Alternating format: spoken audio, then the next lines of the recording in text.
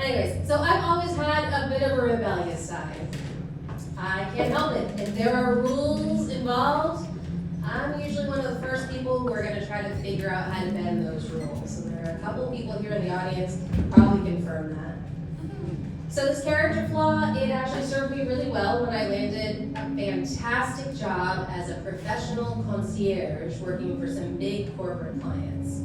They asked me for things like reservations at the hottest new restaurants, or tickets to sold out shows, or VIP passes to exclusive events.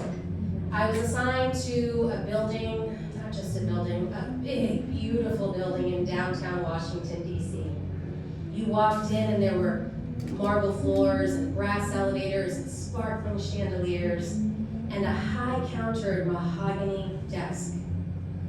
I worked at this front desk and actually shared it with a security guard named George. Now, George and I, we couldn't have been more opposite. He was tall and in his late 30s.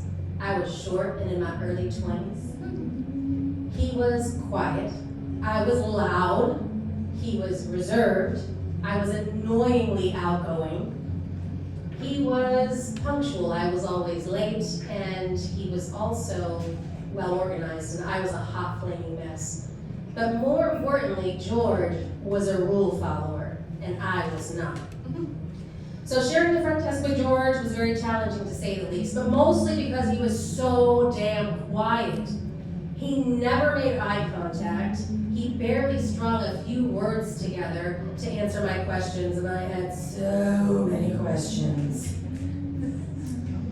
So I got to work one day, and I'm running late as per usual, and I can't find my building keys anywhere. And I searched for hours and hours and hours. And then George comes over, pulls my building keys out of his pocket, hands them to me, smiles, and says, "Gotcha." So two things happened in this moment. One, I discovered George actually has a personality. And two, our great prank wars began. He hid my keys, I hid his keys. He hid the phone receiver for my side of the desk, I hid his walkie-talkie. He put ketchup packets in my top drawer, I filled his bottom drawer with packing peanuts, and back and forth we went. And every week was a new and silly and fun prank. It was great coming to work. So much fun. You know what else is really fun about coming to work? Day drinking. So my big corporate clients, they actually made me go to liquid lunches with them or to happy hours, and when I would get back to the front desk, I was much louder and happier than when I first left, which drove George nuts.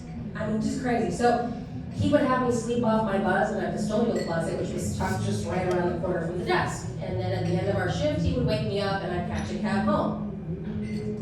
Except for one time, when George didn't wake me up, and he left me sleeping in that closet, and I wasn't found until much, much later that evening, soundly asleep. You can imagine the surprise when the custodial crew opened up their closet and find me drool hanging out of my mouth. So the next morning I come to work, hungover and really pissed off, and all George does is say, "Gotcha." All right, so this was some next level breaking, right? So it demanded next level retaliation. I knew George had a wicked sweet tooth, so I decided I was going to bake him an 8x8 pan of chocolate chunk brownies. Only instead of the chocolate chunks that came in the box, I replaced them with chocolate chunks of laxative.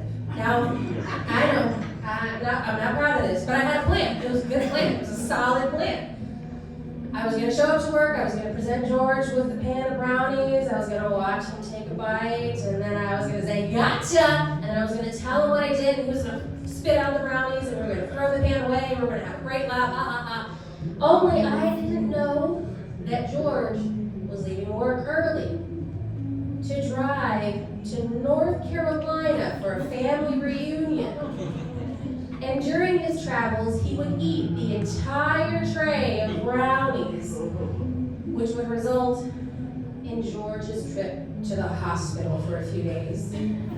Yeah, I felt terrible. Okay, not as bad as George, but I felt really, really bad. And when George got back to work, oh my gosh, I was so apologetic and remorseful, but George wasn't having it. He gave me the silent treatment, and he didn't talk to me for weeks. It was agonizing to share a front desk in silence. As you can tell, I like to talk.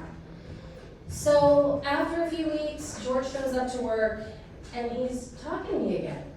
It's a Friday, there's not a lot of people in the building, and so we just chat away all day long at the front desk, and it was great. And in my head, I'm thinking, man, this guy is so cool. He's forgiven me, we're good, we're work besties again. And before I knew it, our workday had ended, and George had to go walk the building and do his rounds. And while he did that, I was packing up the desk so we could go home. When in walked two police officers, and they walked over to the desk and they asked for me by my full name. Are you Rosanna? And I'm like, it's actually Rosie, but yeah, that's me. You need to come with us down to the station right now. Why? A little bit of attitude.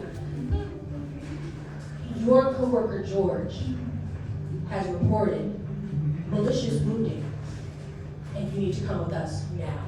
And I'm like, nah, come on, you can't be serious. And they very seriously say, right now. And they begin to escort me out of the building. Over the marble floors, past the brass elevators, under the beautiful chandeliers, out to their squad car that's waiting outside at the curb. And my mind is racing. It is racing right now. Oh my gosh, how could George call the cops on me? These just stupid pranks. Oh, I hope my clients don't see me right now. Oh my gosh, I'm gonna get fired. Do I even look good in orange? And we go outside the building to the squad car, and by this point, I am completely freaking out. There is mascara and snot running down my nose, and I can barely catch my breath. And they open up the back door to the squad car, and I turn to take one last look at the building, and there's George. And he's walking over to us. And the police officers ask him, sir, is there anything you'd like to say to this woman before we take her to the station? And George looks at them, and then he looks at me. And he looks at them again.